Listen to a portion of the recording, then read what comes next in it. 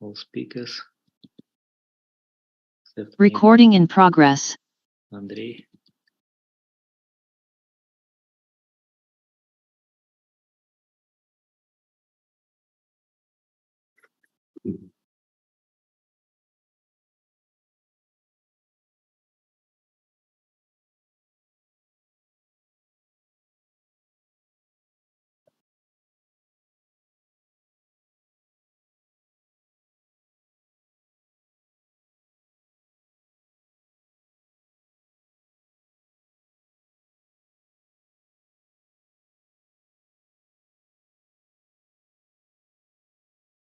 Yeah.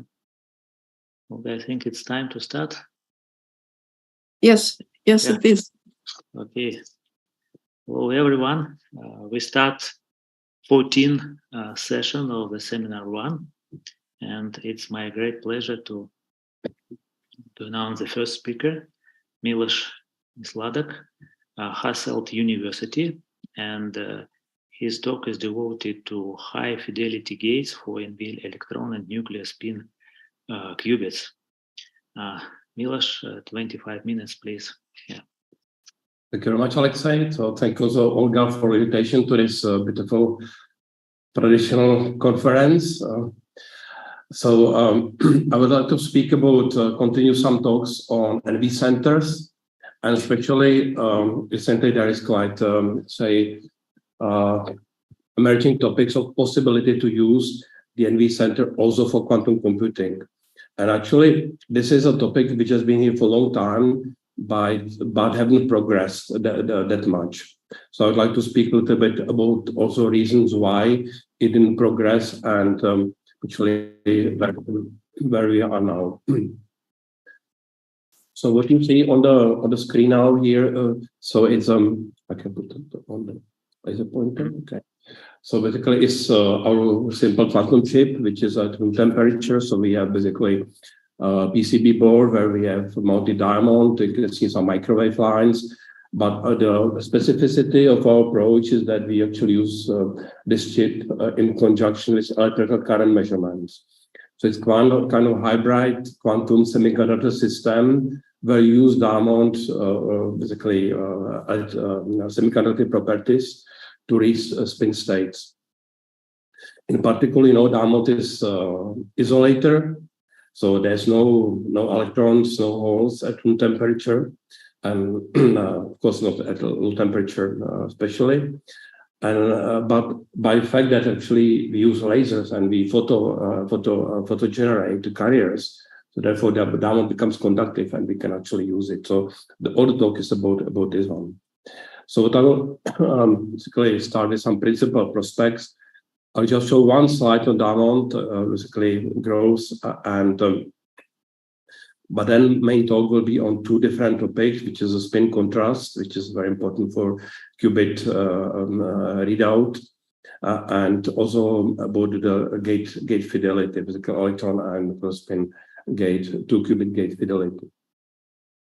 So there have been always some talks on the NV centers, so this is not new, but basically, so we have the diamond lattice. In the diamond lattice, we have the NV center. So basically, so then we have the electron state, which are which form the spin triplet. And the spin triplet, because we have still there nitrogen, so this is nuclear spin. So we also actually can play at the same time with this nitrogen nuclear spins. But wider speaking, well, it's not only nitrogen, but because we can, for example, use carbon 13, because well, in natural abundance, something like let's say a bit less than 1%. But actually, artificially, we could enhance its concentration around the NV center, potentially if we want to, and then to use this kind of as a spin qubit memory, also as a computational state. So in case of nitrogen 14, we have again spin triplet, basically nuclear spin triplet. So we have the ground state spin state 0, electron spin, and basically nuclear spin 0 plus minus 1. And we have three, basically, so plus minus 1 basically the same energies. And for the ms minus 1 and plus 1, basically, we have actually those triplets. So out of this field spin systems, actually we can generate easily two-level system by kind of a non-invasive manner, and basically to use this for qubit operations. So theoretically we could build a quantum computer, and this has been already discussed for several years. So what are the problems basically? So yes, I forgot to say basically that this electron spins with this microwave about 2.8 gigahertz and 2.7 gigahertz, and we have additionally RF driving between the spin levels, which is defined by hyperfine or quadruple spin coupling. So if you look to the field, so basically this slide is not new, so I'm sorry for that maybe, but you could find out that the nitrogen vacancy qubit doesn't perform that bad compared to other spin qubits. So actually, single qubit fidelity is 99.995.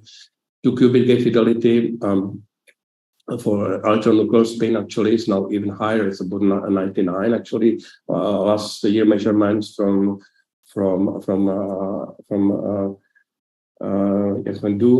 China, so actually potentially we could use this. So what are the problems? What are the problems why we are still actually lacking compared to other spin systems? So maybe just to highlight once more, this is the scheme: the spin, ground state, excited state triplet, metastable state singlet. So we have basically luminescent transition here, or we have actually here the dark state transition, and depending on because they are spin selective, so we can distinguish if it is spin state 0, spin state 1. And so this scheme here up actually shows the potential of how to use this system in entanglement. There been only a long time, 10 years ago, paper from Florian Golder from Stuttgart, this sort of trap, and actually they proposed this double coupling, which could be used for computing. But there is a problem, is because the distance on which this coupling is reasonably strong, let's say, I don't know, in the range of tens of kilohertz, will be in the range of basically tens of more nanometers. So if you use classical optical readout technique, basically with confocal resolution, something like 200 nanometers, it's a very problematic to address more than basically one pair of this ND centers. So therefore, we came with a technique which we already presented at this conference a few times. Simply, we actually put the contacts on diamond, and we have various ND centers. And by measuring current, so basically by measuring photocurrent, electrons which are generated from ND centers, we are able to read the spin state because this transition has been selected. And actually, I go back. And if you are basically in this metastable state singlet, you actually protect the electron to be photoionized. So therefore, you have low current. So we get similarly to photoluminescence, the system where we actually can do effectively spin states. So this opens up these fields, information science computing, of course, also sensing metrology, like NMR. There will be a nice talk from Nabalu today afternoon, which actually uses correlation spectroscopy. And so how we like to do it? Basically, still, it's very challenging because you need to put those centers on distance of, let's say, 10 nanometers. And you need to put electrical contacts close to them. So you need nanoscale lithography.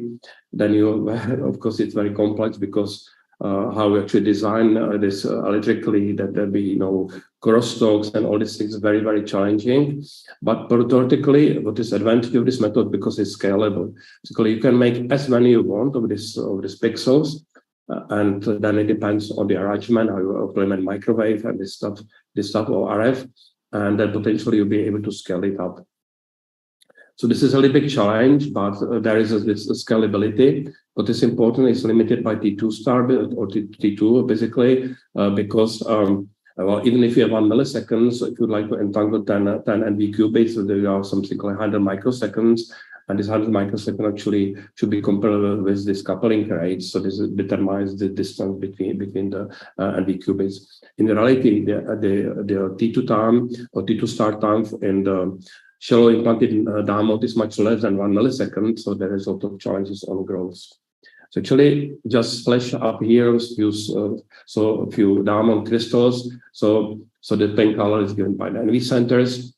And actually, we can grow ourselves these high purity films. Those often we rely on some external suppliers. But actually, which is actually quite nice that we, even after the growth, as it is grown, we can see like 2-1 atomic scale reconstruction. So these surfaces could be basically atomically flat in some regions, basically of tens of microns, which is advantage because any technique which you actually use for, say, polishing, etc., it's inducing surface defects, and therefore you have some both T1 and basically T2 terms because of the T2 because of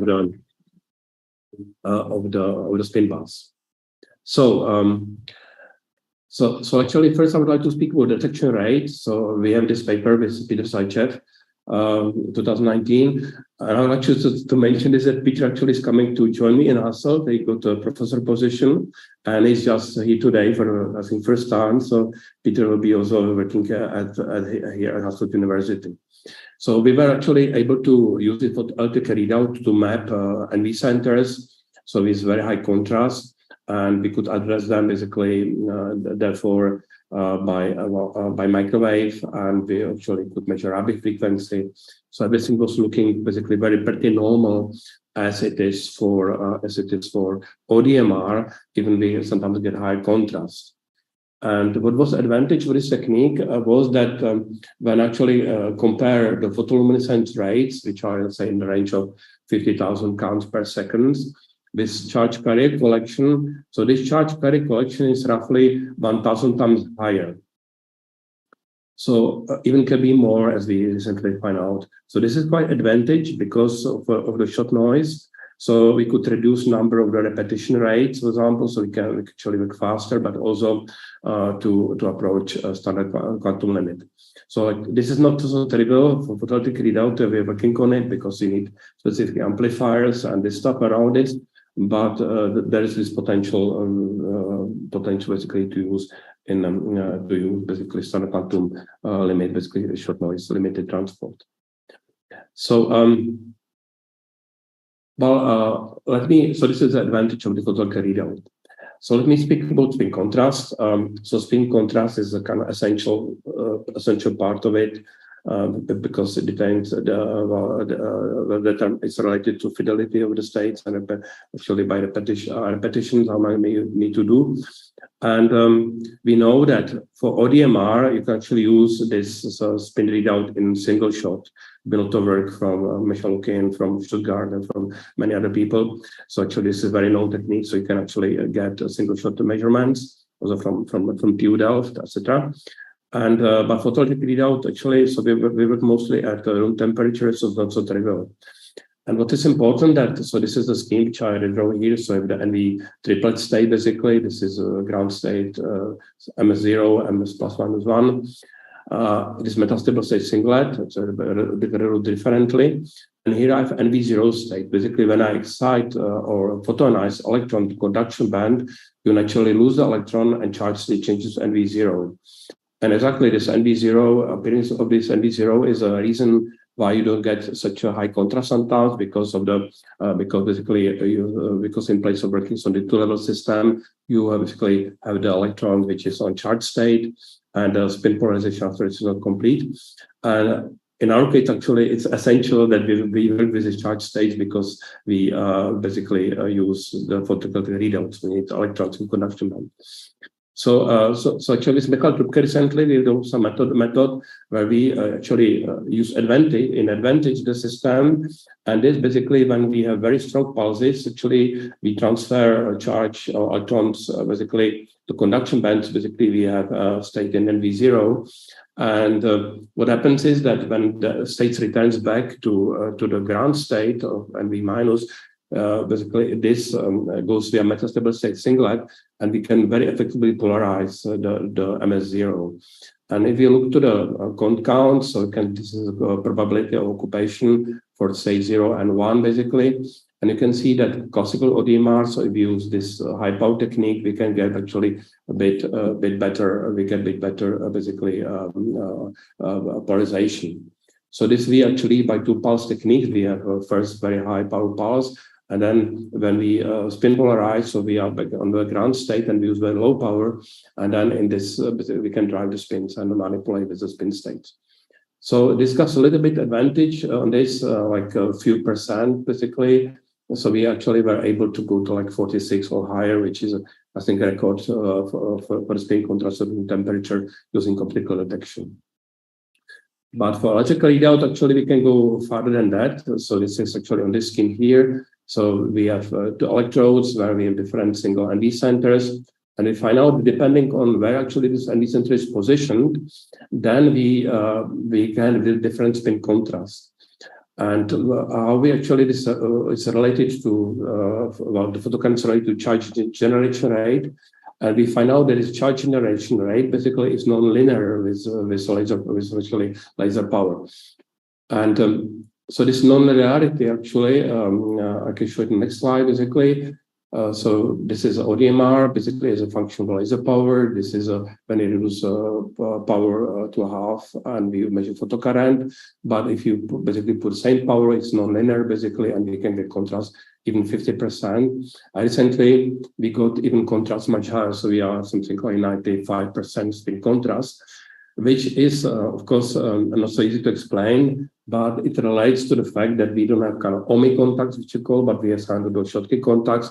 There are some charge processes which actually leads basically to, because we have both electron current and Hall current, and based on the balance of these two, we can actually enhance the spin contrast. This will appear. So from Mikhail Petrov, our PhD students, and will appear on our archive. So I'd like to go to the last part of the talk. This is on the qubit gates. So as I mentioned, so in this concept of the quantum computer, potentially at room temperature, which is called a long time to go because you need to reduce this NV coupling distance to be addressed sufficiently to be able to address sufficiently fast.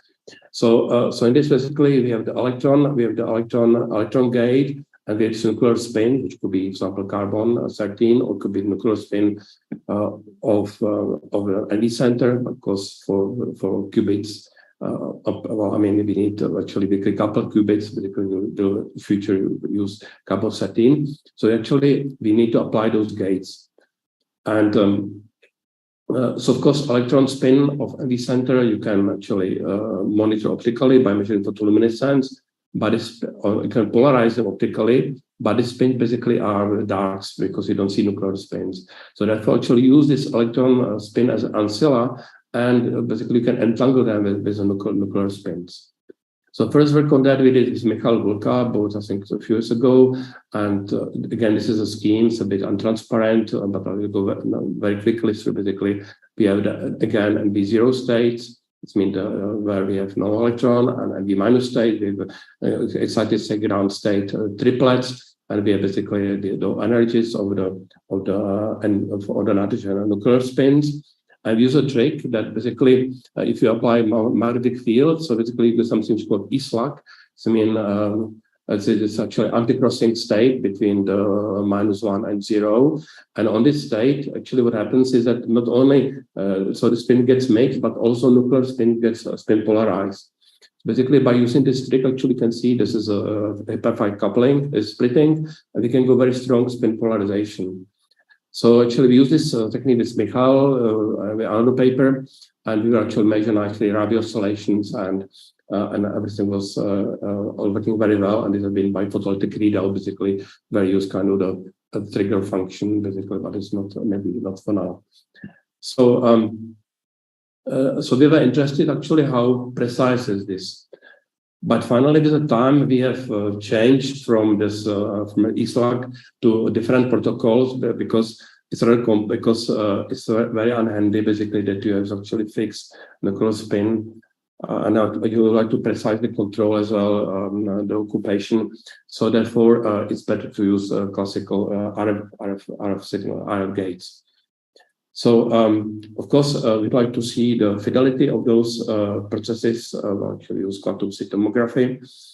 And in quantum state tomography, basically, is that you measure observable states and eventually transfer not observable states to observable state, which you after measure. So actually, it takes lots of measurements. And we were interested in actually kind of faster approach, which seems to be now effective. And it's on density matrix theory, basically. And we use the Rabi representation, like a block sphere representation. And on this block sphere, we perform some operations. And based on this operation, we are able basically to determine the quantum fidelity. So this is our quantum circuit, but obviously quoted basically in the scheme.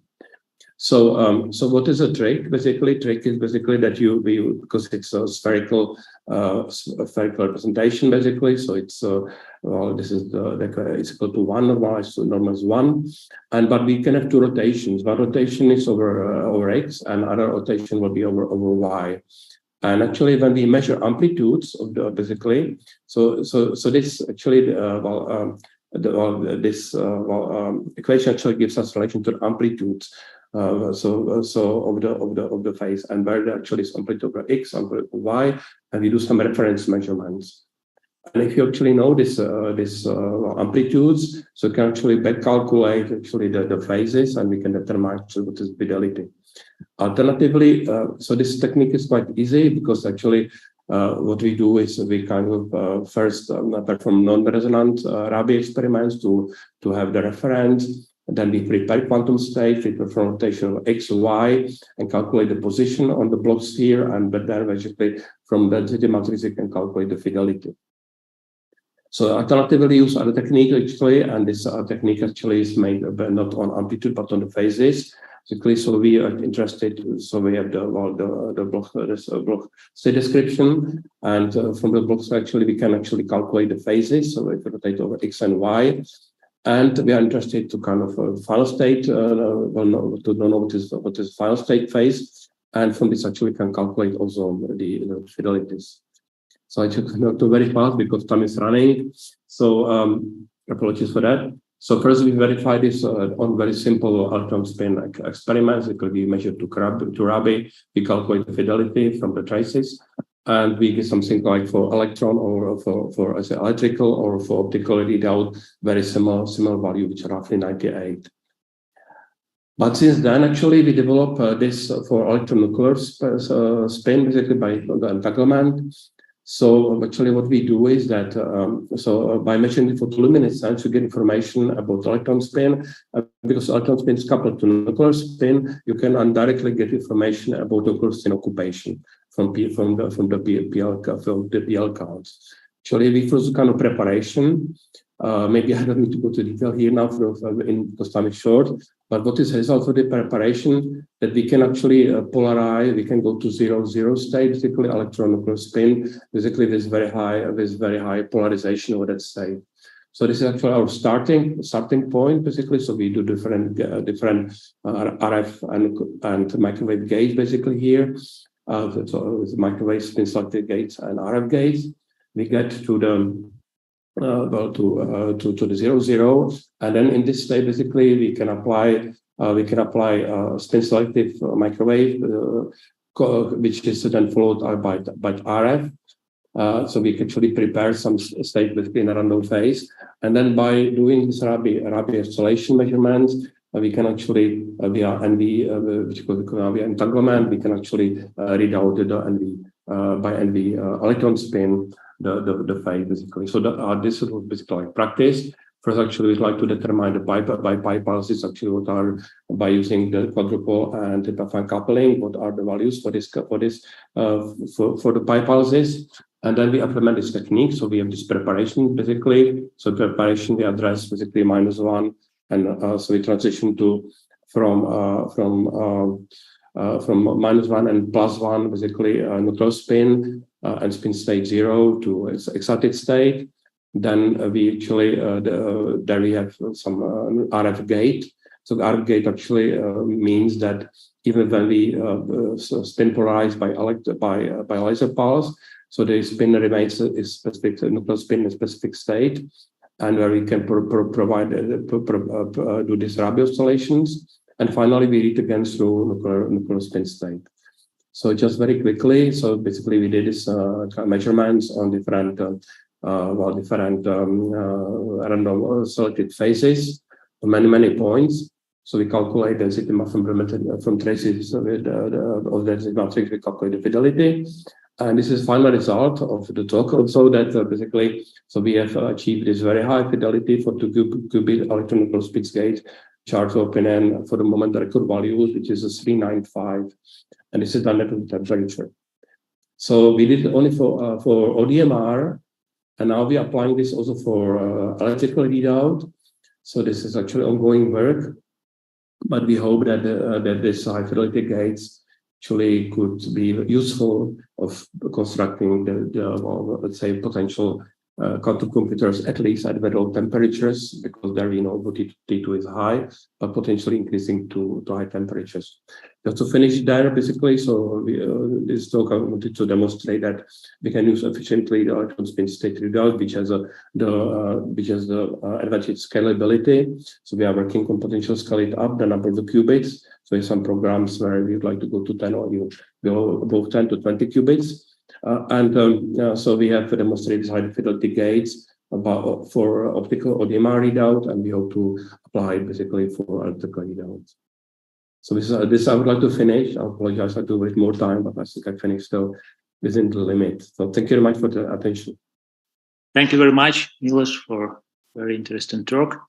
We have maybe time for one short question. Are there any questions? Maybe I ask Milos, eventually, what is the time necessary to perform 1 qubit and 2 qubit case in your system? Yeah, this is a good question, of course. Yeah, so we typically use, let's say, 10,000 repetition or something like that, right? So it's still it's roughly basically a few microseconds per cycle. So approximately. So of course, this is for a month slow.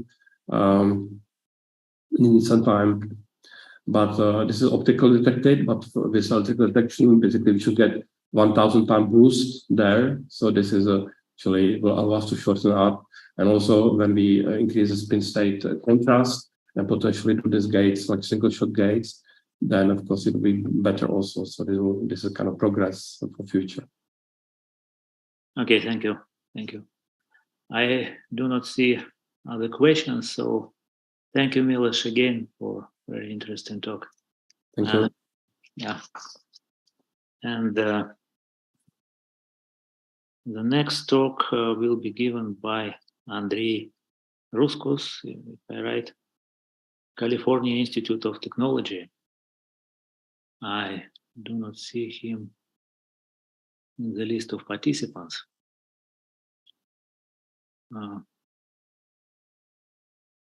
So I don't see him either.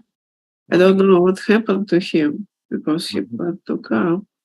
So maybe we'll proceed with the next talk, and I'll try to connect to Andrei quickly. Okay. So you suggest to replace? Yeah. Okay. Next talk. Alexey Akimov. Next talk will be given by Alexey Akimov, Russian Quantum Center, and you see the title: Double Electron Resonance for C centers in diamond. Hello, can you hear me? Please, I'm glad to see you. Please. Yeah, can you hear me now? Yes. Okay, great. Thank you. So this is like NV session, so I will not spend much time on introducing NV centers, but basically what is different compared to the previous talk is that we're using same optically detected magnetic resonance, but for measuring magnetic fields. So basically the idea is that if you apply magnetic fields, since the ground state of NV center has plus and minus components on NV axis, then you can have two ODMR resonances, which of course split in a magnetic field. And this way, in principle, you can measure DC magnetic fields, or if you use echo sequence, you can figure that if you have some magnetic defect nearby, which oscillates on a scale comparable to the period of this sequence, then this defect will destroy echo sequence, and we can infer presence of external magnetic field by modulation of the echo sequence. So in this case, it's really strong modulation because it's created by nitrogen nuclear spin, so much like it was in the previous talk, but it's actually not carbon, but nitrogen inside the in the center. And of course, in this case, we can remove these oscillations by orienting magnetic field so that it's along in V axis, and then nitrogen spin is oriented along in V. But basically, that gives an idea that using echo sequence, we can measure alternating magnetic field. And there is many groups working in this direction. This is not anyhow a complete list. It's just like some key results I decided to put in. So there is original prediction by Misha Lukin that we can be measuring femtosecond scale magnetic fields. A later precision, actually a couple years ago, that actually this limit can be pushed down by almost 2 orders of magnitude using dispersive readout. But so far, sensitivities are somewhere around picosecond for picotesla for IC field and a little worse for DC field. But even that attracts a lot of attention of companies, and there are plenty of startup companies appeared on this magnetometry. So people looking and building devices actually these days with in-V centers as a sensor. They're trying to implement these magnetic field sensors, which are interesting for already at this level of sensitivity, interesting for biological applications, somewhat not for brain studies, but for some other things, for geological applications, for analysis of electronics, and many other things. So what we decided to do, we actually decided to flip problem a little bit and use this magnetic field sensor, still based on echo sequence, but to diagnose surrounding of in-V center inside the diamond, to basically targeting on improving color center itself, like, or maybe diamond containing this color center. And thus we need some diagnostic tool, and what could be better diagnostic tools than in the center itself. So the first obvious target is so-called C center. It's also known as P1 center. It depends upon with whom you talk. If you talk with growing people, they say it's C center. If you talk with ESR people, they say it's P1 center. If you're talking with some other people, they may take substitutional nitrogen. Whatever, it's nitrogen which replaced one of the carbons, and of course it has electronic spin, and therefore it affects performance of in-V center. It creates its own magnetic fields, and in principle, that's one of the main limiting factors for modern magnetometers. But we can measure this very center using in-V center as magnetometers. So structure of the center is very simple. It has spin 1. So if you apply external magnetic field, it has this 2-triplet structure, and there should be 3 possible transitions in a radio frequency domain, which will be determined by field you apply.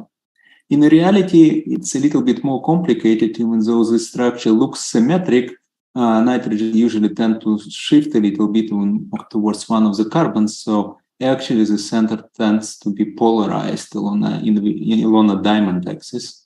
And therefore, instead of these 3 lines, you actually expect 12 lines. But if you orient your magnetic field along one of the axes of the crystals, for example, in one direction in our case, then 3 combinations will be degenerate, so you should get 6 lines. So we started to do this experiment. So our idea was, okay, so we have echo sequence, we need to spoil it somehow. So we will use radio frequency field to drive our surrounding centers and try to do it in such a way that we spoil our echo sequence. So we started with a standard 2DMR resonance. We applied some external magnetic field, which was oriented in one direction for the reason I just explained. And we detected first, our DMR resonances, measured for radio frequencies and stuff. And then we started to apply radio frequency pulses. And after we found some resonances, we were trying to make these pulses pi pulses. So we working on a resonance with some defect, then we, by changing length of the pulse, we can see in an echo sequence within the center, basically rapid oscillations of our C-centers. So that's how we actually find in frequency at which we need to operate. So we just scan in RF frequency, first in some fixed power, and then we optimize it by finding pi pulses. And you can see that it's not really 6 lines, slightly more than 6. There's extra lines sitting here and here. And first it was a little bit puzzling, but then we understood that these lines are actually forbidden transitions. So it's transitions with a change of orbital quantum number on 2, which appears to be not that weak, and we can actually, like by changing power, make them even as strong as a allowed transition. So somehow forbidden and allowed is not as strong for these transitions in the system. Now, it would be useless just to observe this spectrum. We also want to use it to infer a population of these color centers and be able to measure their concentration. And it turns out we can do so if we move pi pulse for our C-centers and position in different places in our NV sequence. So purpose of this pi pulse is to flip orientation of a magnetic moment of a C-center. So if we put in it exactly under pi pulse of a coherent of an echo sequence, then we completely spoil echo sequence. Echo sequence is supposed to inverse evolution of the spin of NV center due to external magnetic field. If we flip direction of magnetic field in this very moment, we kill the echo sequence. But if we do the same at the very beginning of the sequence, then we actually done nothing. We basically didn't affect our echo sequence. So obviously, when we go from this nothing to maximum effect, there will be some curve connecting these two, and it appears that this is actually exponential curve, and that's a nice theory which done not by us. We actually figured it from ESI people. And for this exponent, we actually know all the factors except for this FB coefficient, which we can measure from can infer from a spectrum of our dear resonance, double electron resonance, which I just showed on a previous slide. And if we do so, then we can calculate concentration of our centers, and we found that for this specific sample, it was around 50. We compared it with a previous known method, which is based on infrared absorption. So you need to measure height of the line in this infrared absorption spectrum, and then you can, using some known coefficients, say what it is. We got a little bit bigger concentration here, but with large arrow bar, and it's also always a little bit ambitious where you set in 0 for these measurements. It's always like a puzzle. What exactly is this 0 line? And then maybe this arrow bar is even a little bit underestimated.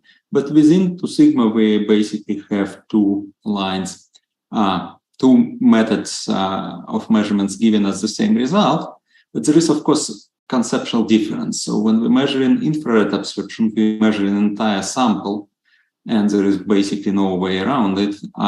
While when we're doing double electron resonance, we only measure locally in a place where we shine with our laser. So besides everything else, these 2 concentrations are actually different concentrations. One is local and one is global, and they not necessarily are the same. Now, it is interesting that we need to measure indeed, like using this decay thing, we cannot really infer anything from amplitudes of the resonances for many various reasons. One is there's just too many factors affecting amplitudes. But even if we, carefully adjust for each resonance height of the pulse, trying to make pi pulse for each individual resonance, we cannot recover really theoretical relative amplitude of these pulses. So amplitude of the pulses is not of the lines in the spectrum, I would say, yeah, is not very informative. What is informative is a temporal behavior of the resonances. Now, once we developed this method, we started to do it for many diamonds. So we figured that indeed we have linear relationship between infrared absorption and our method, and we started, to use larger areas of the sample to illuminate more of the diamond to make it less local, to still have some comparison, but still it's finite area. And here you can see for one sample we measured in several spots, and we have different answers depending on where we shine. So still our method is local compared to infrared absorption, which is global for entire sample. It is interesting that it's linear relationship, but it's actually not, scale coefficient is not 1, and we still not really know why, where this uncertainty comes from, why is there is some calibration error. Is it because local versus global, or there is some other factors, some calibration errors in one of the methods? But overall, they tend to, on average, agree. It's also interesting to look at how T2 behaves with the concentration. There was a previous measurement which showed, based on infrared measurements, that T2 should behave according to this formula, and we can see that indeed it does. So there is, on average, some correlation with the concentration of a nitrogen surrounding diamond. But it's interesting that local concentration measurements may be the same, but actually T2 may be quite different. So it looks like, yeah, average strength is there, but concentration of nitrogen is not the only factor, and there's something else one need to take it into account to fully understand the coherence time.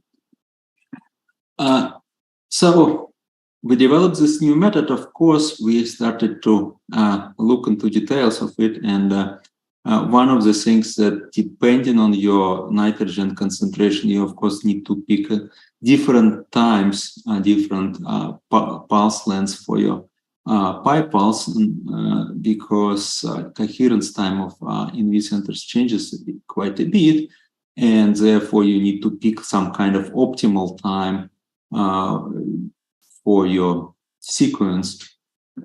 And it seems to be natural to assume that this optimal time probably will be something like a coherence time of in-V center, and it's in principle what it is, but it turns out that actually you need to set your time a little bit lower than coherence type of time of in-V center. You need to only take 1/3 of the coherence times, and you get an optimal contrast of D resonance and the most precise measurements of the concentration. So we also tried to look how different parameters depend on a nitrogen concentration.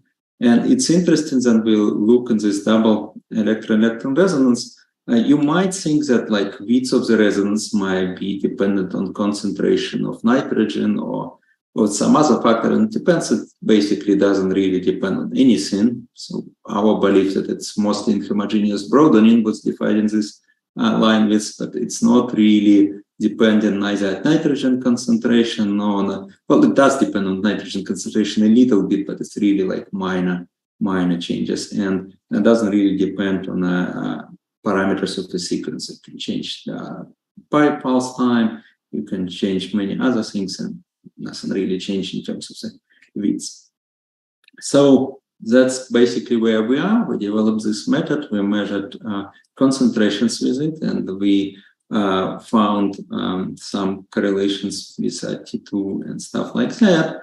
And this is a puzzle slide. So in one of the, while we were doing all these procedures, in one of the diamonds, we found some extra line, which is sitting here, marked here in red, which seems to be really like in this diamond. It's the only diamond which we see it.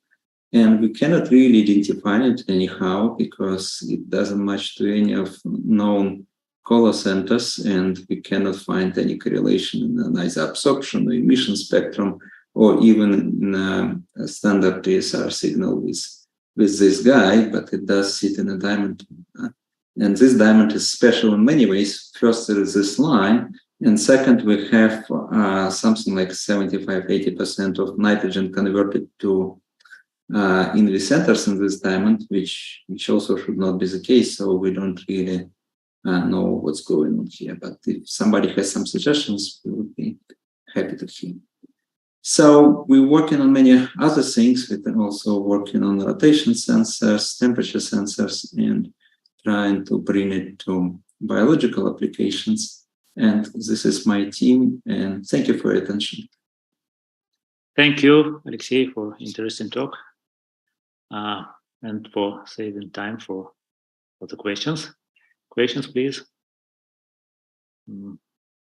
Well, Alexey, am I right in thinking that there should be some optimal ratio between concentrations of C centers and NV centers for applications? Yeah, there should be some, and that's what we're trying to understand what this ratio actually is. So generically, we believe that the more we convert to NV centers, the better. And for diamond plates with a high concentration of nitrogen is basically the case. So the more you convert, the better it becomes. But if you go to more practically interesting lower concentrations where you can resolve hyperfine levels and use nuclear spin, then it turns out that it's not the case anymore. There is actually some optimal ratio, which I didn't talk about today, but we found it at least for some range of concentrations of nitrogens. And it appears that this somehow is not universal. So you need to, for each specific concentration of NV centers, there is some specific nitrogen C centers concentration, which seems to be optimal from point of view of coherence time and from point of view of your signal. Okay, thank you. Milos, please. Yeah, I'll say thank you for nice talk. Question about, because we have high P1 or nitrogen concentration in those samples, so they are randomly oriented, right? So there's a contrast which you get on this hyperfine because you have the nitrogen which is randomly oriented around still. The contrast is not very high, so you can see here that it's like 0.1%, so it's kind of tiny contrast. But because we're using ensemble measurements, you still can measure it with a decent signal to noise. Okay. What do you predict as a sensitivity of this method compared to? Sensitivity in terms of a concentration? Magnetic field sensitivity, like picotesla or Tesla nice Peru. Well, so basically, like we here using magnetometer to measure just impurities in diamond, to measure their concentration. Okay. So it's not straightforward to convert it to sensitivity with respect to external field. So we're basically trying to optimize our diamond and find some optimal ratio between P1 centers and NV centers, and trying to play around. We just developed instrument how we're doing it, and we're also trying to use this instrument. But right. It's not exactly magnetometer here, right? It's a detector of internal impurities. Yes, okay. Via magnetic field. Yes, I see you. It's just very short. What is the G factor of this new line which you observe in the Earth? Well, it's around 2, right? But then like 2002 something. Okay. That's something because frequency is not that high. We still like in a megahertz range here. We're not using some huge fields. I see. It will be hard to tell like up to the fourth sign or something. Maybe we can discuss after because we also see sometimes such a line. So interesting. Thank you very much. Yeah, it could be interesting. We would be very, very thankful for any input. Something is going on there. Thank you. Okay, I think we have to go next talk. Okay, thank you very much. Thank you. And let me check. Is Andrei Ruskos here? Yes, he's here. Hi. Great. So please, the next speaker is Andrei Ruskos, California Institute of Technology, and he is going to talk about heralded entanglement of single-ray earth ion qubits. Please. Thank you very much. Thank you for the invitation to give the talk. And I just want to apologize to both the host and also the audience for the slight mistiming. It turns out I should check the time zones more carefully. But my talk today is going to be concerning the research that we do in the Ferrone lab at Caltech. And this is regarding a slightly different solid state emitter, so not the nitrogen vacancy centers that we've been hearing about, but rather rare earth ions. And my talk today is going to be focusing on how we can use these single rare earth ions as nodes in a quantum network. And so, first of all, starting with quantum networks, which are the big picture motivation for our work, you can think of these as essentially quantum many-body systems which have a tailorable topology. They consist of these nodes, which are typically implemented via optically addressed qubits, and quantum channels which interconnect these nodes, which are typically implemented by itinerant photonic qubits that can be absorbed or emitted by these individual quantum nodes. Such quantum networks have a range of applications, including quantum key distribution, distributed quantum computing, and quantum enhanced sensing or metrology. And indeed, over the last 10 or so years, a whole range of different experimental demonstrations have been realized, of which I want to kind of highlight 3 of the maybe more current advanced implementations. So on the left here, you see an experimental result from the Gerhard Rempe lab at the Max Planck Institute, where they demonstrated that they could teleport quantum gates over distances up to about 60 meters. In the middle, you see results from the Hansen lab in Delft, where they demonstrated that by preparing multiple pairs of entangled states, they could perform a subsequent entanglement purification or distillation step to extract a higher fidelity single entangled pair. And then finally, on the right from the Lucas group in Oxford, they recently demonstrated the ability to perform verifiably blind quantum computing, where quantum states can be transmitted, processed via some algorithm, and then sent back, where both the transmission and the algorithm and the result are all verifiably secure from the server and any other parties who might be interfering with this process. And one of the key messages that I want to kind of convey on this slide is that actually each of these 3 experimental implementations uses a completely different platform. And in fact, in our field, nobody has yet found a single platform which manages to satisfy all of the requirements for building these quantum networks that I mentioned on the previous slide. And so here I just want to kind of summarize what platforms are being explored at the moment. So there are these AMO systems, such as neutral atoms and trapped ions, which really started the field. However, as is going to be the focus of my talk today, solid-state systems have also garnered a lot of attention recently.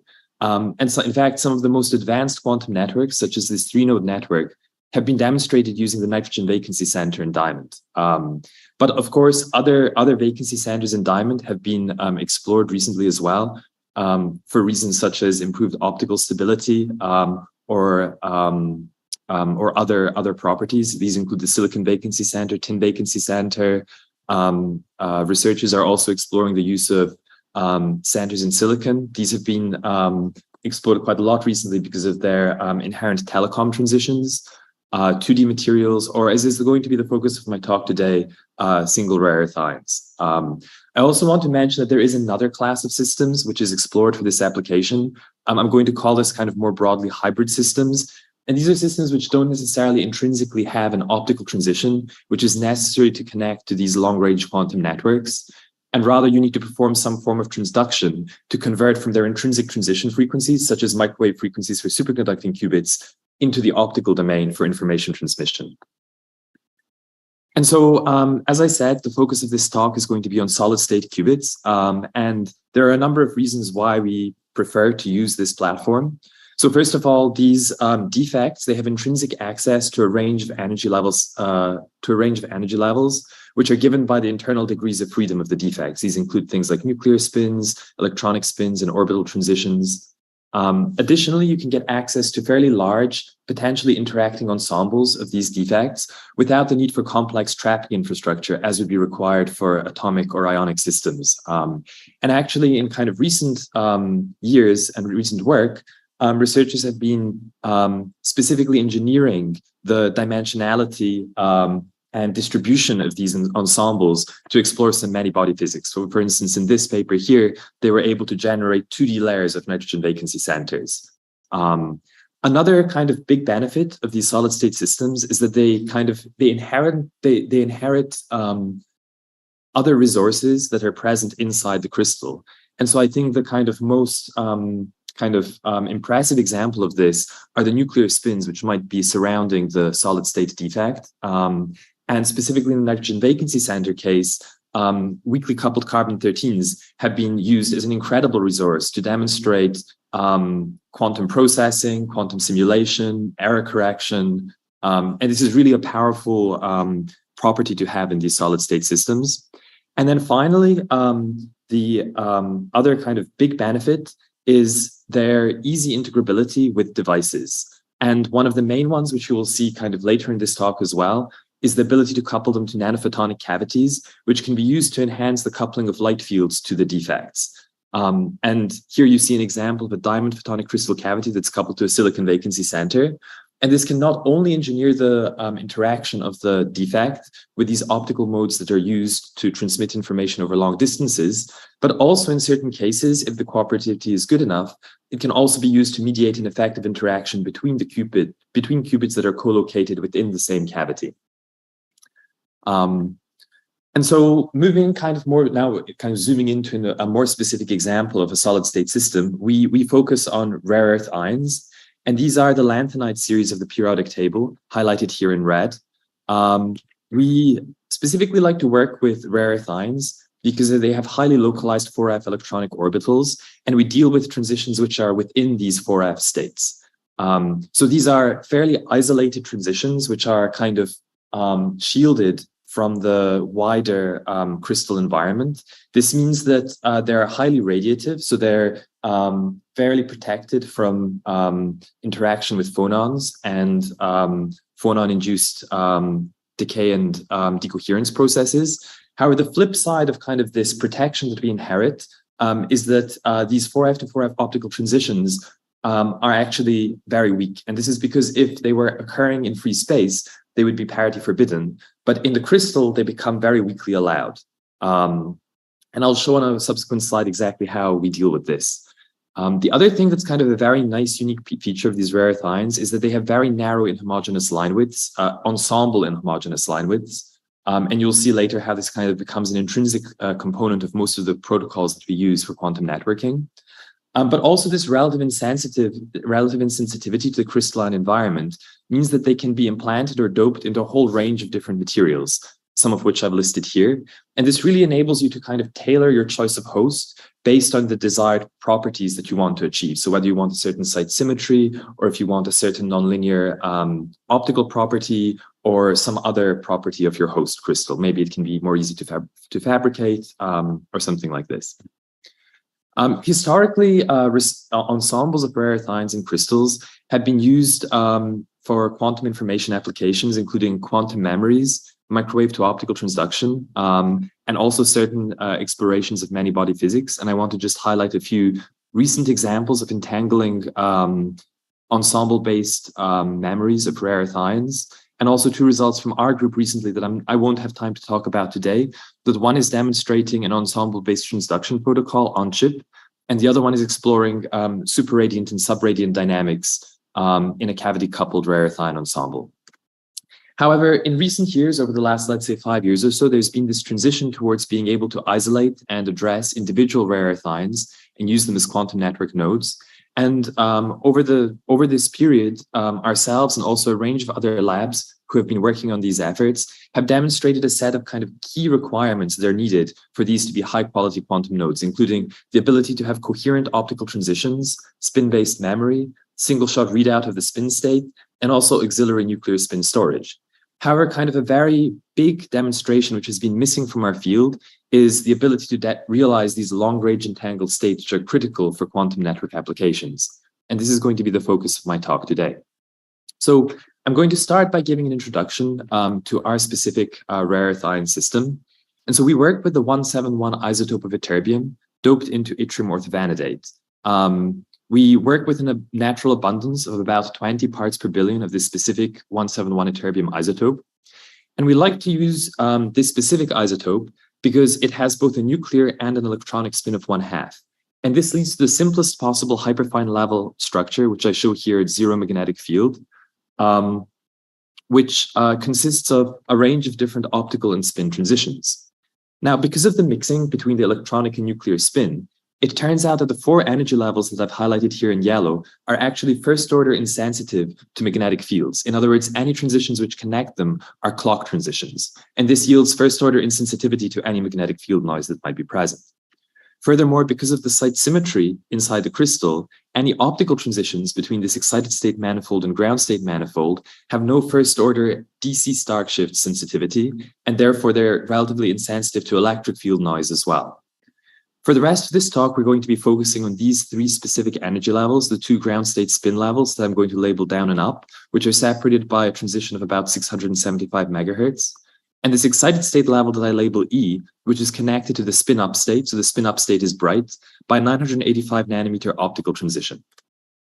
Now, surrounding these ytterbium qubits, we have a dense lattice of vanadium nuclear spins, and these have a nuclear spin of 7/2, and they actually generate a very large magnetic field noise inside a crystal with a standard deviation of about 2 Gauss.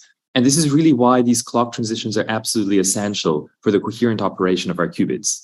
Now, I'm not really going to go into detail in this talk here, but I just want to highlight this previous work from our lab, where we demonstrated that actually a local cluster of 4 of these nuclear spins are spectrally detuned from the surrounding bath. In other words, they experience a frozen core type detuning. And actually, we can use this ensemble of nuclear spins as a deterministic quantum resource for quantum state storage. And so this kind of really is another kind of key aspect of these quantum networks, which you can read a bit about, but I'm not going to talk about here. The final aspect of our platform that I want to highlight is the device aspect. As I mentioned earlier, the fact that these 4F to 4F optical transitions are very weak means that we actually need to enhance them in order to be able to efficiently initialize and detect single rare earth ions. Without any kind of cavity enhancement, the intrinsic lifetimes of this specific isotope in YVO, in yttrium orthovanadate, is about 250 microseconds, and this would make it prohibitively hard to perform these single ion measurements. And so in order to circumvent this, we use Purcell enhancement. And within our field, there have kind of been 3 approaches that are taken to build cavities, optical cavities for this purpose. The first approach uses a Fabry-Perot cavity formed by a dimpled fiber tip and a mirror, where the sample is introduced in the region between the fiber and the mirror. This approach is quite nice in that you can pretty much put any material that you want into this cavity. Anything in the material will then undergo Purcell enhancement. However, it's quite hard to realize sufficiently high quality factors of these cavities, particularly in cryogenic environments, where vibrations from pulse tubes, etc., will modulate the cavity length and broaden the cavity line width. An alternative approach, which is being pursued by the Thomson lab in Princeton, is to actually fabricate the photonic crystals out of a separate material, in this case silicon, and transfer it onto the rare earth ion doped crystal in such a way that the ions evanescently couple to the cavity field. And this approach is nice in that, again, you can pretty much have a cavity fabrication process, which is agnostic to your host material. You maybe just have to modulate your cavity design a bit based on the refractive index contrast between the silicon and the crystal. However, the downside is that then you're preferentially going to be detecting and interacting with near surface ions because the evanescent field is strongest closest to the surface of the crystal. And this means that it's possible that you might be preferentially selecting for ions that have poorer coherence properties. So in our case, we actually like to take a different approach. And what we do is we fabricate these crystals directly out of the host material itself.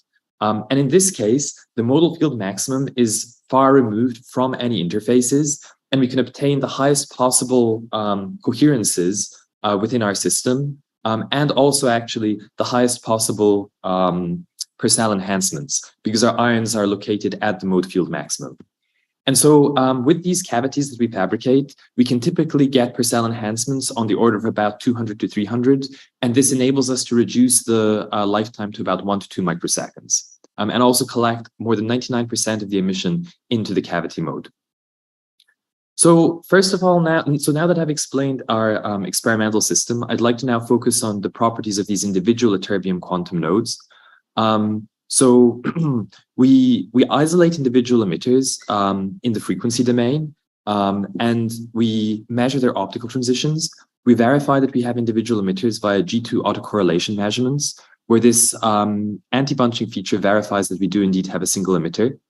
We can drive these optical transitions coherently and calibrate pi pulses and pi on 2 pulses, and then use these to perform optical coherence measurements, such as Ramsey measurements. And here we see Ramsey coherence times of about 370 nanoseconds on the optical transition, which are limited by slow fluctuations in the optical transition frequency.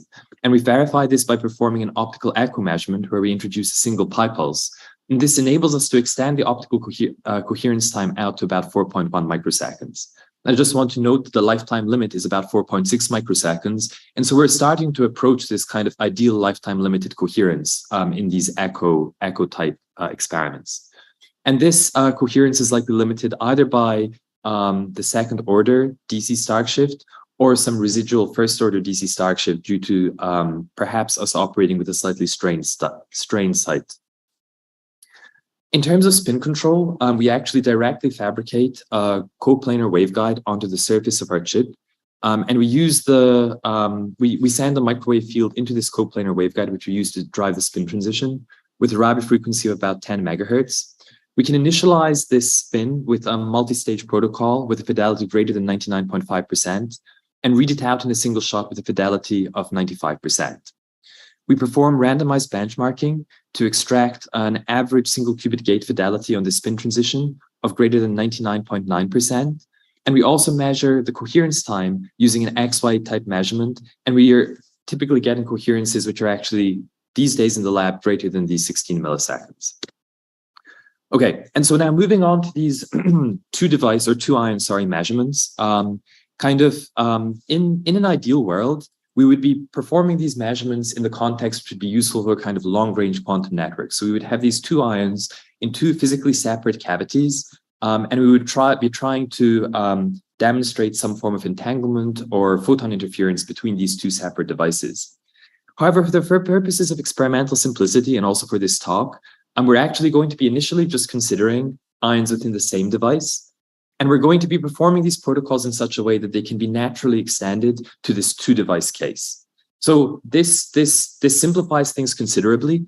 However, the downside is that because the ions are now located in the same spatial region, we need this spectral degree of freedom in order to be able to address them independently. So we really rely on these ions being at two different optical frequencies, as you can see here from the fluorescent spectrum. However, this is kind of counterintuitive because generally speaking, for entanglement protocols, you really need the ability to not know which ion emitted which photon. In other words, you need these photons to be indistinguishable in order for you to be able to erase which path information. And so one of the very nice features of our platform actually is that the spread of these optical frequencies is fairly narrow. So the ensemble inhomogeneous line width is 200 megahertz. And for the two ions that I'll be presenting here, they're at the absolute extreme end of this spectrum. So they're separated by 550 megahertz. And it turns out that if you measure photon arrival times with precisions that are much greater than the inverse of this optical frequency difference, you can actually erase the frequency difference information and thereby also erase which path information. And this is going to be a recurring theme in my talk today. And so I just want to highlight this is kind of a unique feature of our specific solid state platform that enables us to do this. And so the first thing that we want to do is demonstrate that photons emitted by these two ions are mutually indistinguishable. And we can do this using a Hongu-Mandel type measurement where we impinge these photons on a beam splitter and detect cross or autocorrelations between two detectors. Now, if these two photons were resonant with each other, what we would expect is that for perfectly indistinguishable photons, they would always emit out of the same port in the beam splitter, which would mean that the cross correlation would be anti-bunched and the autocorrelation would be bunched. However, in this case, because the photons have different frequencies, what you end up seeing is a quantum beat type phenomenon emerging, where the relative time differences between the two arrival times, between two clicks on these two different detectors, exhibit an oscillation feature at the optical frequency difference, given that by this cosine of delta omega t. The contrast of these oscillations decays according to the mutual optical coherence time of these two ions encoded by sigma, and the overall amplitude of the oscillations decays with the T1 time as you reduce the probability for photon emission. Now, for the talk today, we're actually going to simplify even further. We're going to remove the beam splitter, and we're only going to consider autocorrelations. In other words, this case here. And I just want to emphasize here that kind of what we lose in this approach is the ability to resolve photon arrival times within the dead time of the detector. In other words, for about 50 nanoseconds or so, we aren't going to be able to detect a second click. And ultimately, as you'll see, this will limit the contrast we can get in our measurements. And so to start, we perform one of these autocorrelation measurements, and we see no signature of indistinguishability. And this is because we're binning the data on a very coarse timescale, which is much coarser than the quantum beats that we would expect. However, when we time resolve on a much finer timescale, we start to see these oscillations emerge at 550 megahertz, corresponding to the optical frequency difference. Now, because these oscillations are happening much faster than any decoherence dynamics in our system, we can actually directly use the amplitude of the oscillation to estimate the proportion of photon emission, which is mutually indistinguishable. And once we have an estimate of the mutually indistinguishable fraction, we can subtract the oscillation from our data in order to be left with the mutually distinguishable fraction of photon emissions. And this then directly maps to the cross-correlation Hongu-Mandel measurement that I was mentioning previously. And so when we do this subtraction, now what we see is a Hongu-Mandel dip opening up around 0 time. And if we zoom in on this dip, you can see that it is indeed limited by the detector dead time. So within this small gray region, we can't actually resolve a dip. And this ultimately limits how deep of a dip we can resolve. And we also compare this to the case where we don't resolve the oscillations. And this verifies that within the region that we're considering, in other words, outside of this gray region, we really aren't limited by the dead time of the detector. In other words, we don't see a reduction in our counts. Now, if we plot the visibility as a function of this window size, we see that it has a maximum visibility of 65%. And we do indeed believe that if we were able to resolve at shorter timescales, we would be able to achieve a considerably higher visibility than this. And so finally, the final section of my talk, I essentially want to talk about how we can use all of the ingredients that I've talked about so far to realize entangled spin states between these two ions. And so we're going to be using a combination of the fact that we can initialize and read out the spin with high fidelity, that we have good spin coherence times, and that we can also measure these mutually indistinguishable photons. There are 3 main challenges that are associated with our doing these measurements. The first of these is that we have a fairly low photon detection efficiency. The second is that we have no optical control of the optical frequencies between the emitters. And so we're going to rely on frequency erasure to bridge this frequency difference. And finally, we have some optical dephasing, which is going to motivate our application of a dynamical decoupling type sequence. Actually, can I just check with the chair? How much time do I have left?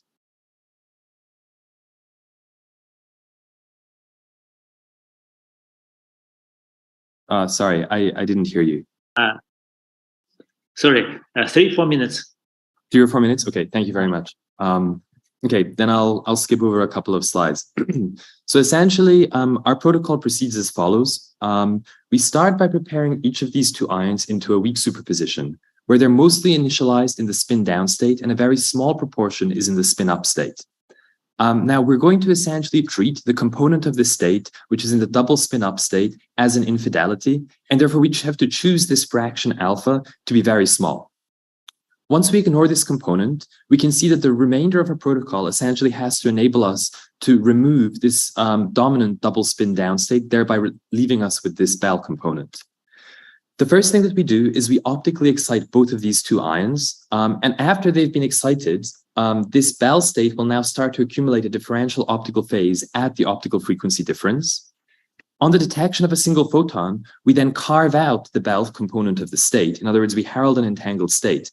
However, notice that this Bell state contains a random phase given by the time that the ion spent in the excited state multiplied by the optical frequency difference.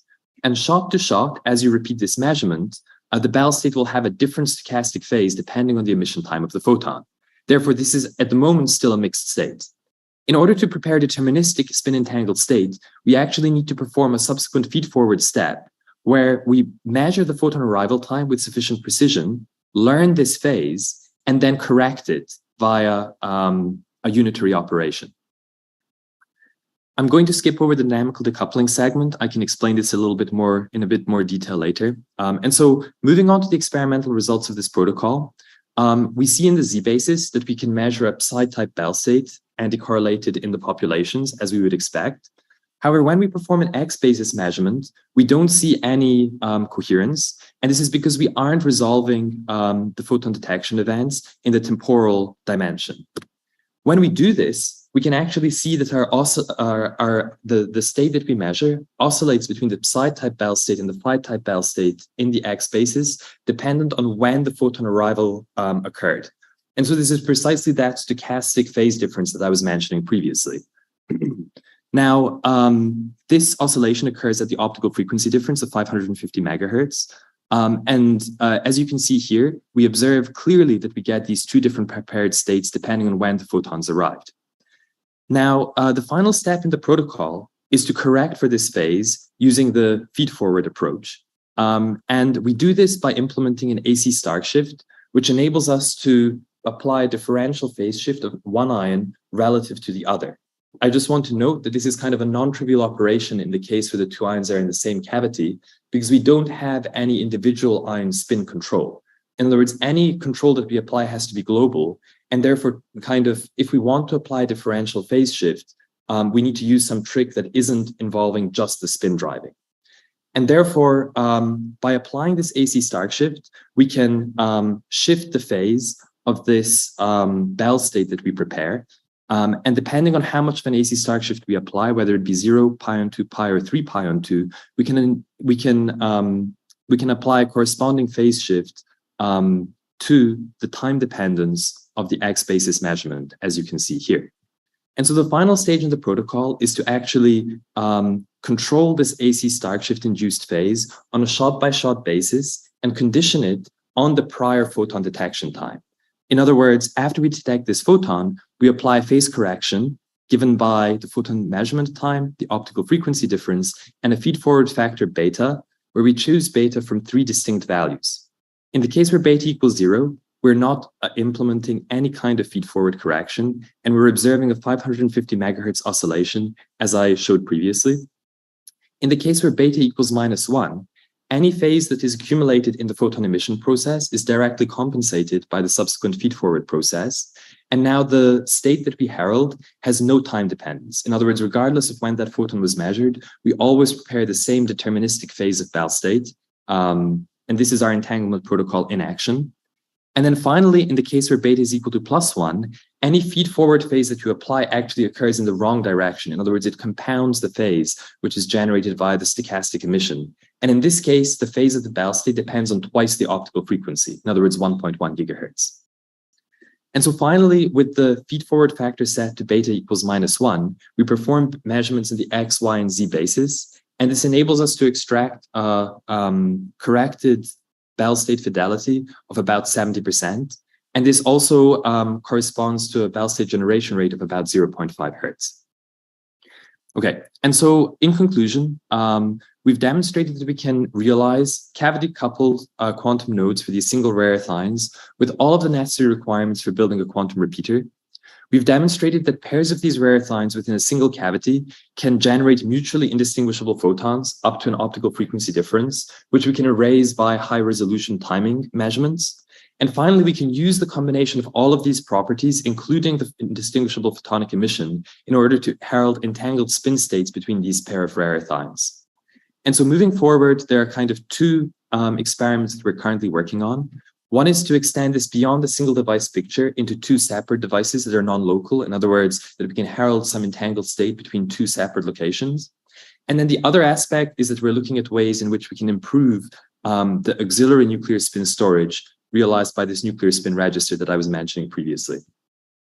And so with that, I'd like to thank you all for listening. I'd like to thank our sponsors and also all of our lab members who have participated in this work. And I'm very happy to take any questions. Thank you. Thank you, Andrei, for very interesting. Olga, please.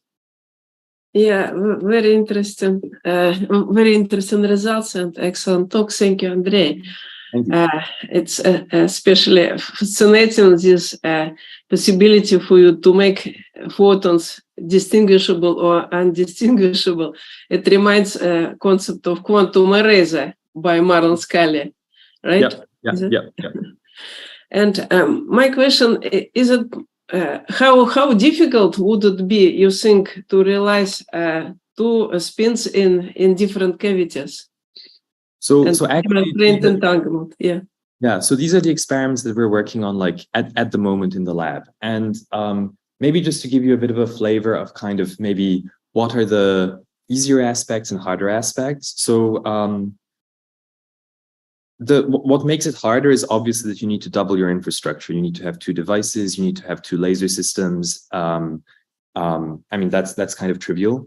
Experimentally, kind of qualitatively, a difference is that actually now you need to phase stabilize the optical paths that come from these 2 different devices up to your detector.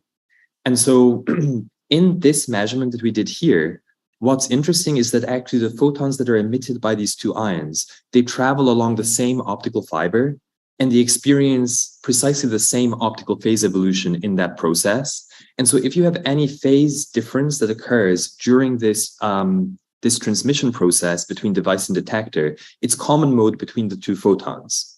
And therefore it doesn't affect your heralded Bell state. However, in the case of the 2 separate devices, if one fiber length drifts slightly relative to the other, then you accumulate a relative phase difference between these 2 paths, and you would actually herald a different phase of Bell state. And so you really need to make sure that these 2 optical paths are phase stabilized sufficiently well in order to ensure that you're always deterministically preparing the same Bell state. So phase stabilization is critical. And actually, that's a unique problem with these single photon protocols. So other protocols that are considered like 2 photons, let's say Barrett-Koch protocol, this protocol actually intrinsically cancels any phase difference occurring between occurring due to the 2 subsequent photon emissions that occur. And so in those cases, you don't need to phase stabilize this setup, but in the single photon case, you do. So that's one thing. However, on the flip side, what actually might be, what becomes kind of easier in the 2 device measurements is that you need to work less hard in order to do this feed-forward correction.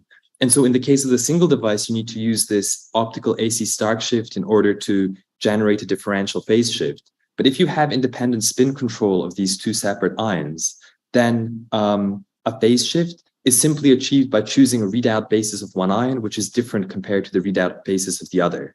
And if you have different microwave control for the 2 ions, you can just choose the phase of one microwave drive to be slightly different compared to the phase of the other microwave drive. And so in some sense, the feed-forward aspect of the protocol becomes much easier because it just becomes a simple phase shift that you need to do in one of your control fields. And so that's maybe one reason why actually these measurements are a little bit easier in the 2 device case. And thank you. And maybe one short question. You mentioned that inhomogeneous broadening is very small. How small is it, both for optical and for spin transitions? Yeah, so on the optical transition, the broadening is 200 megahertz. That's kind of a Gaussian full width half max. And so actually these ions are separated by larger than that, but that's because they're absolutely on the tails of this distribution. And if you compare that to, let's say, the timing resolution of typical single photon detectors, these are typically on the order of about 50 picoseconds or so. And so this means that really you would be able to herald high fidelity entangled states up to frequency differences of maybe about 1 gigahertz or so. And so we're well within this range that's set by the timing resolution of detectors. And this is really why maybe other solid state platforms like silicon vacancy centers, where these inhomogeneous broadenings are more like tens of gigahertz, they can't reliably use this frequency erasure method that we're using here. On the spin transition side, our inhomogeneous line widths are about 100 kilohertz. And that is really the reason why we're not able to achieve independent spin control, because our spin Rabi frequency is about 10 megahertz, but our spin frequency distribution is only about 100 kilohertz. And so no matter what frequency you choose to drive, you're always addressing the entire ensemble of spins on the microwave transition. Thank you. Yeah. Thank you, Andrei. I think we have no time for more for questions. So thank you very much again for your interesting talk. Of course, thank you.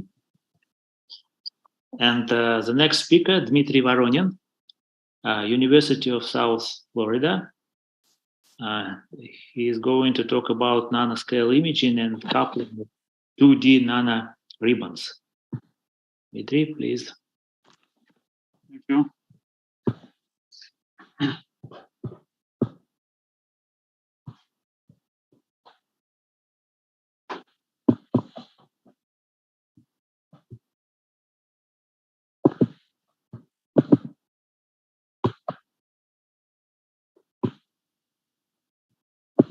Yes. Okay, looks like everything is there. You see my laser pointer? Yes. Good. Okay, thank you for the introduction. It's a great talk here. I would like to tell you today about some recent progress in imaging, nanoscale, optical imaging of two-dimensional materials. I started this work in a group of Professor Marlon Scully in collaboration with Alexei Sokolov, Zhenrong Zhang from Baylor University.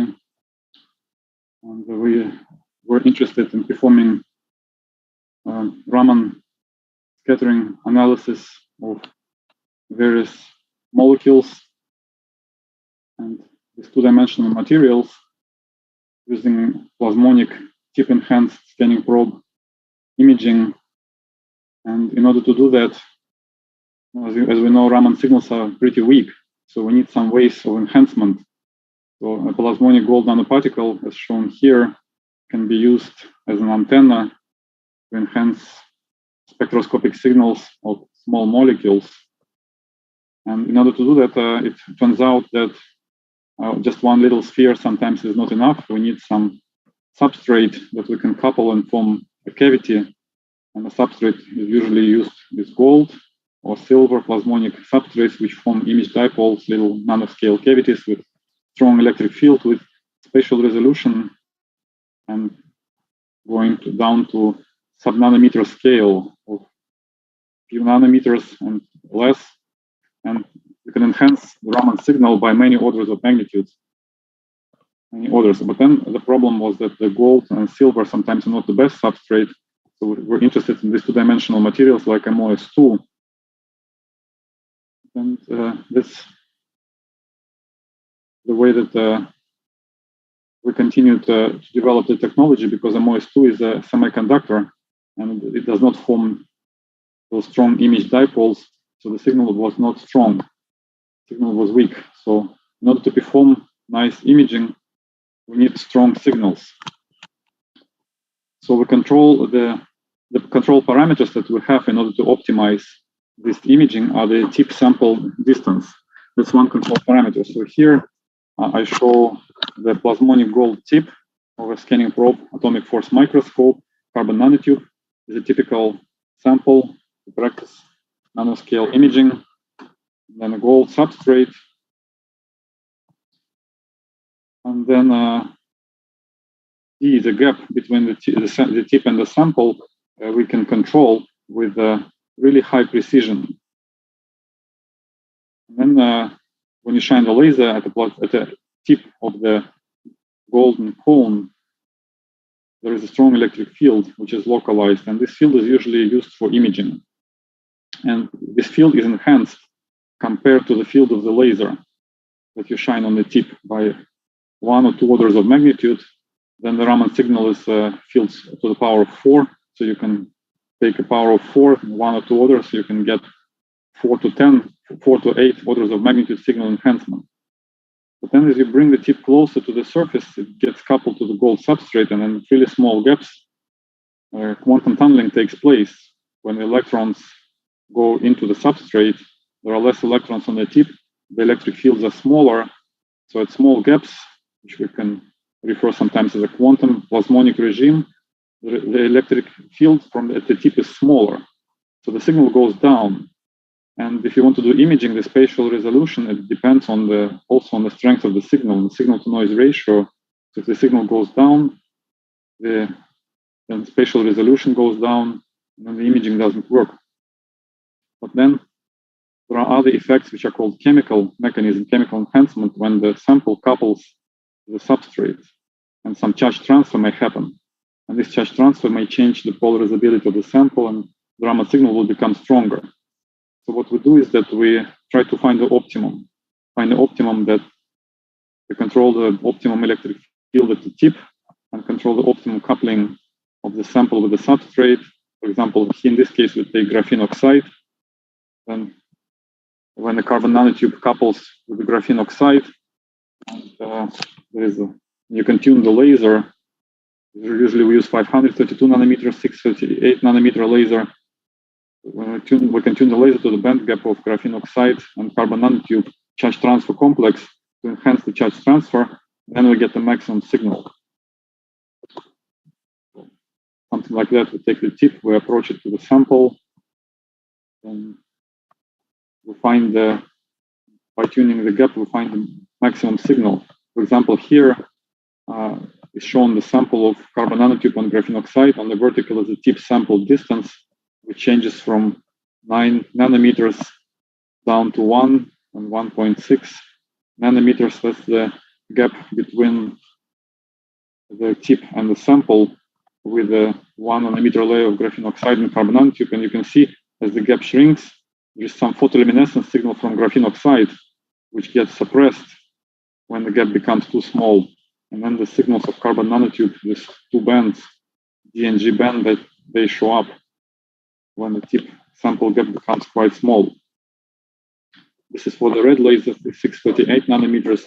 If you use green laser, 532 nanometers, you don't see much change, don't see much enhancement.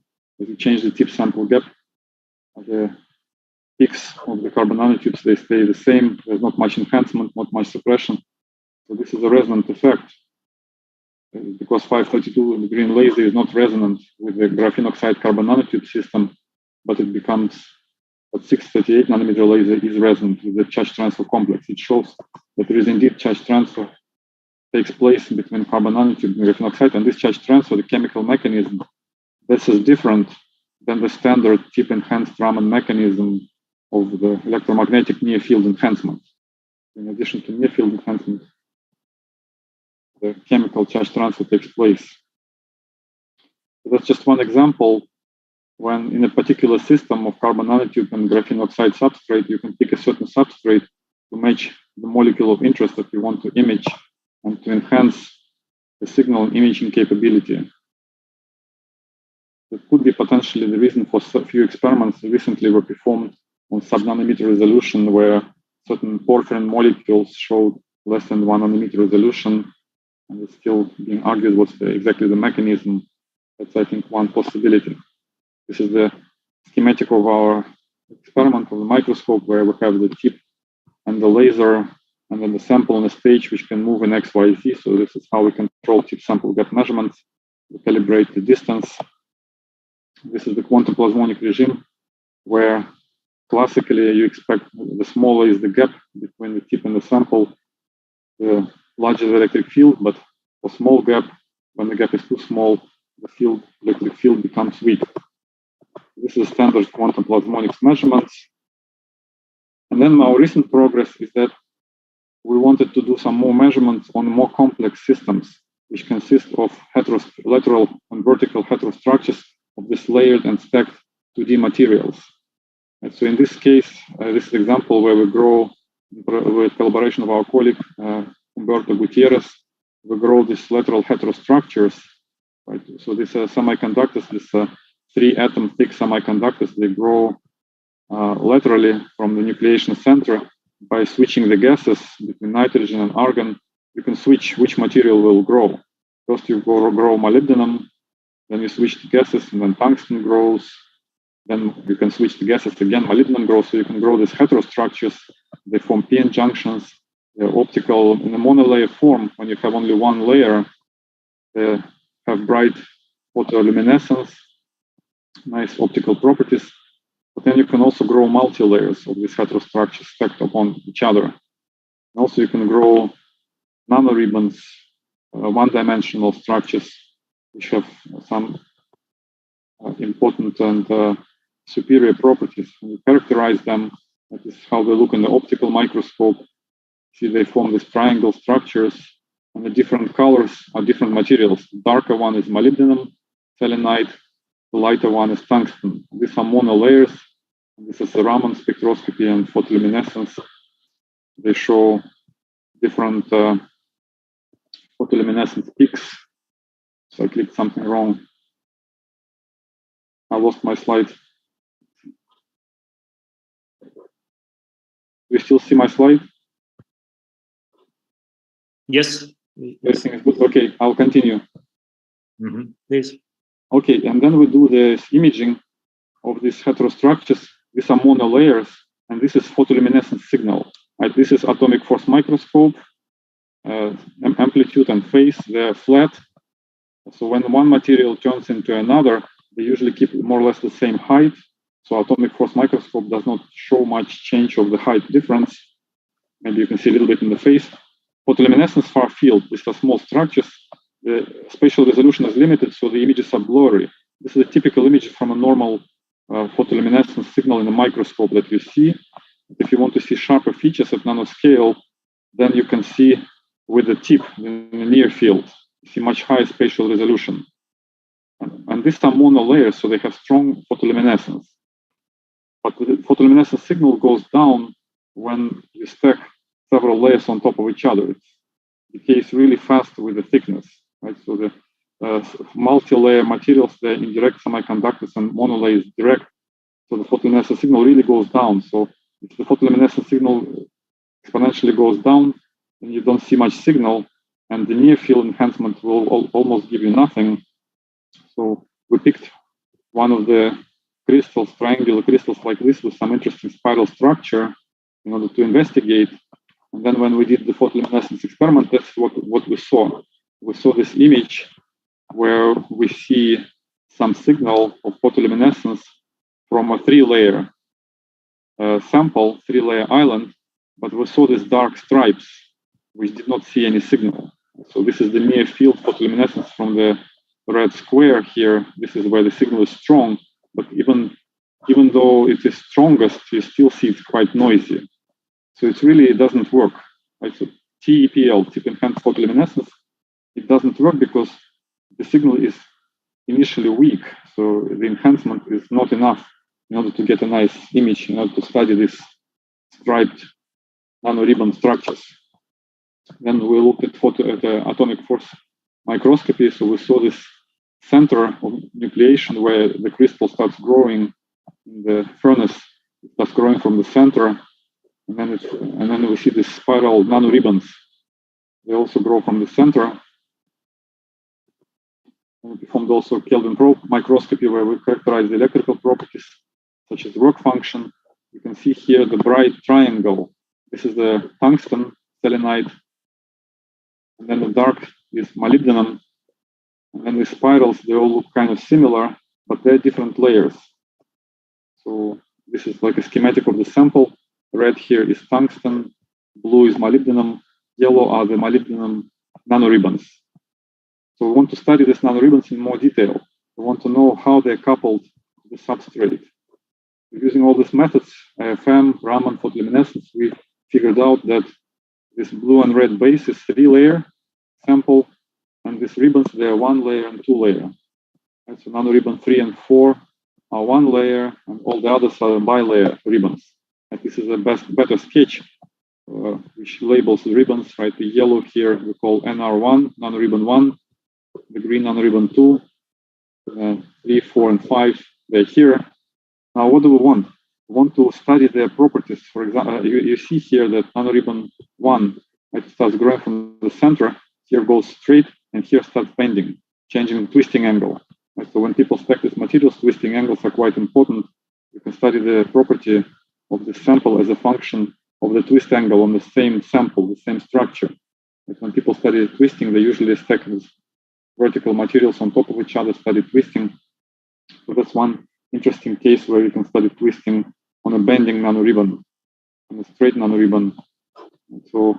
And we see that the nanoribbons, they turn when they hit some defect, so to say, when they hit the junction between two different materials, that's when they turn the growth direction, they get scattered. One mechanism of the growth of these ribbons is the nanodroplets. It's in the vacuum. We grow in the air under high temperature of 1,000 degrees Celsius, when everything is in a gas phase and there are droplets. There are liquid vapor phase mechanism. When the droplet grows, it travels. The droplet of MOSE2 travels along the base and keeps growing. Then when a droplet hits a junction, it gets scattered. Now the question is, what is that? So these are the nanoribbons of MOSE2 on top of another MOSE2. How are they coupled? Like, for example, if the base is 3 layers and the ribbon is 2 layers, can we think of it as a 5-layer material, just 5-layer 2-dimensional material, or is it a 2-layer 1-dimensional material on top of 3-layer 2-dimensional material? That's what we want to study. For that, we want to use photoluminescence. So the signal. So what we did is that we reversed the signal. Well, instead of enhancement, we look at suppression. So we looked at those dark stripes and we inverted them. Right? So initially our signal was negative. And when you invert, it becomes positive. So then you see actually the stripes corresponding to those ribbons. For example, nanoribbon 1, 3, 4, 5. You see them quite clearly with high resolution, with nanoscale resolution. If you just take the absolute value of the signal, make it positive and treat it as an enhancement as opposed to suppression. Okay, so this is not tip enhanced spectroscopy, it's tip suppressed. When we press with the tip on the ribbon shows suppression, reduction of the photoluminescence, and you can measure that, and it still gives you contrast, even though the signal is not enhanced. It's not near field signal, but the signal gets suppressed, and we get a nice image. So what we think is happening is that when we press with the tip on the ribbon, initially the ribbon is not coupled strongly to the base. And the ribbon has some photoluminescence, but when we press on the tip on the ribbon with the tip, it gets more strongly coupled, and the photoluminescence gets suppressed. That's the mechanism of the photoluminescence reduction. So we call it not TPL but TRPL.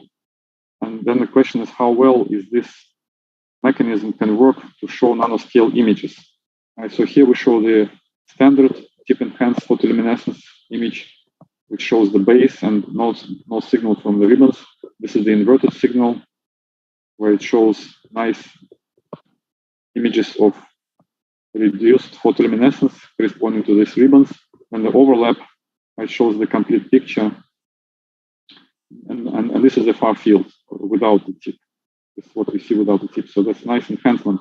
We calculate the enhancement factor, tip in minus tip out signal times some area effect, and the enhancement factor for this reduction factor is quite high also. So we get really nice spatial resolution, this type of imaging. And what is interesting is to see that if the signal is not uniform everywhere, the signal changes in this intensity along the ribbon. So we attribute it to different coupling strength. Initially, when the ribbons grow, a different part on the sample, they may be coupled differently to the base. And for example, here, ribbons to the left, you don't see the strong signal at all from these red stripes. See on the right, we see strong signals, but the ribbons on the left, they don't show much signal. It means that when you push on them with the tip, the coupling doesn't change much, so which probably indicates, so they're already pretty strongly coupled to the base already when they grow, because the growth here process is anisotropic. When the sample grows in directions in the chamber, the gas comes from one direction, maybe from the left, and it comes and it keeps, and the temperature gradient across the sample is also different. So this is not isotropic growth. So maybe that's one of the reasons why these different ribbons on different part of the sample, they have different properties and different coupling to the base. It's another case of ribbon 1. So here you can see the nanoribbon 1 is the stripe. It becomes stronger in the center, gets weaker on the edges. So that means that initially it was less coupled to the substrate in the center. And when you push on it with the tip, it becomes coupled stronger. And this is also nanoscale, so this is nice. How many minutes I have left? Maybe a couple of minutes? Yes, 1 minute. 1 minute. Yeah. And then we also did ultra-low frequency characterization, because ultra-low frequency Raman is a good technique to study intra-layer coupling. Right? So this is a vibration modes where the whole layer is vibrating relative to each other. So these shear modes are the ones which give us ultra-low signals. And for 2 or 3, or depending on number of layers, some of these modes are active in Raman, some are inactive. So when we characterize our sample, we find that our sample can be in a mixture of phases, 2H and 3R. These are the vibrational modes that we observe on the base and on the ribbon. And for example, we find out that these different ribbons at different places, they have different Raman spectra in the low frequency regime, which also indicates the coupling. Different coupling of these ribbons at different part of the ribbon has a different coupling, which can be characterized in terms of layer dependence. And so here, in the previous study on MOS2, it was found that in a mixed phase, when we consider 2-layer, 3-layer, 4 and 5-layer, the difference between 4-layer and 5-layer is this S2 mode, around 19 wave numbers. For 4-layer, there is a strong S2 peak. And for 5-layer, the S2 peak disappears, goes down. So we can expect that if you have 3-layer base and we have a couple of nanoribbons and we couple them with a tip, we can have a transition to 5 layers, which will be the disappearing of the S2 peak. So that's what we did. This is one of my final slides. When we pushed with the tip, that's my final slide. When we push with the tip on this place where we have 2 ribbons, right? We found a place here where we have 2 ribbons, ribbon 3 and 4, and both of them are 1-layer ribbons on the base. So when we push with the tip on these 2 ribbons, they get coupled to the base, and this peak disappears. You see this peak S2 around 19, both in the anti-Stokes and the Stokes range. It goes down. The black one is the tip sample distance, 13 nanometers. So the tip is far away from the ribbons. You can see the S2 peak. And when you push with the tip sample distance becomes 2 angstroms, push really hard. Then these 2 ribbons, they get coupled to each other and to the base, and this disappears. So this is just this ultra-low frequency Raman measurements. They confirm that when you push with the tip on the ribbons, they get coupled to each other. And this is the same mechanism as we explained for the coupling with this tip-reduced photoluminescence. So that's all for now. Thank you for listening. Thank you, Dmitry. We have maybe some time for questions. Are there any questions?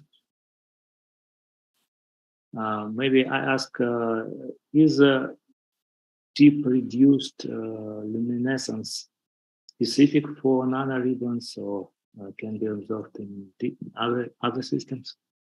I think it's really suitable for nanoribbons because they're quasi one-dimensional. So when you push on them, one of the reasons because of that, they are probably not coupled strongly to the base. Right? If you start stacking the 2D materials on top of each other, they usually get coupled pretty strongly.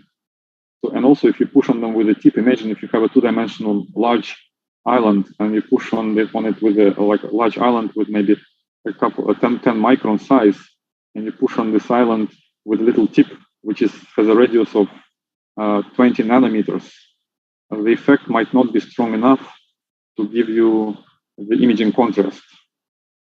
So I think this technique may be useful for studying really nanoscale 1 and 0-dimensional objects, how they interact with larger substrate, larger objects, where you can mechanically manipulate them, change the coupling.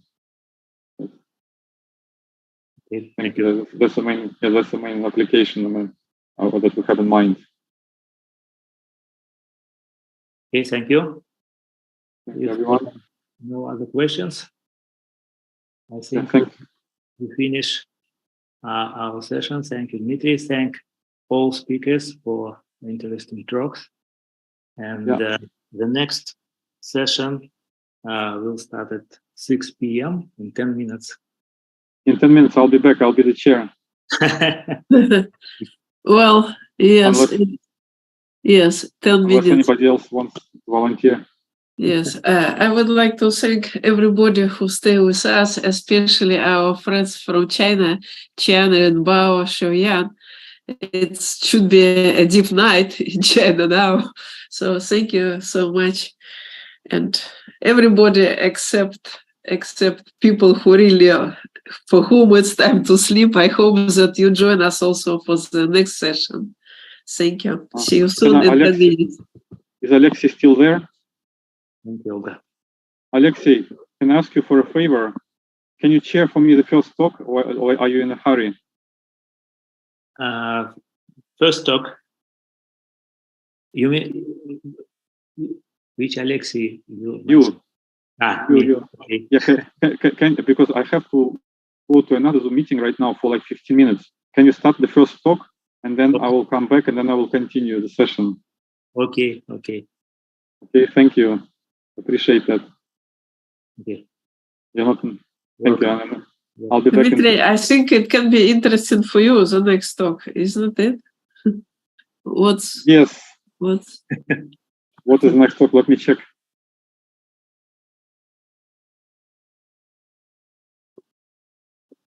It's Boris Lukinchuk, so it's a really interesting talk. So if you can, it's better to stay, I think, for you. Yes, it is a very interesting talk, and I think I just reviewed his paper. I'm just kidding, but it's very interesting. But I have a very quick Zoom meeting, another parallel Zoom meeting going on, or some collaboration meeting, with some funding. But I'll be right back. Okay. I will try to do it as quick as possible. I think I'll be back in about 10-15 minutes. But if I miss it, maybe Alexei can just start the session, and then I will continue it. All right. Sorry about that.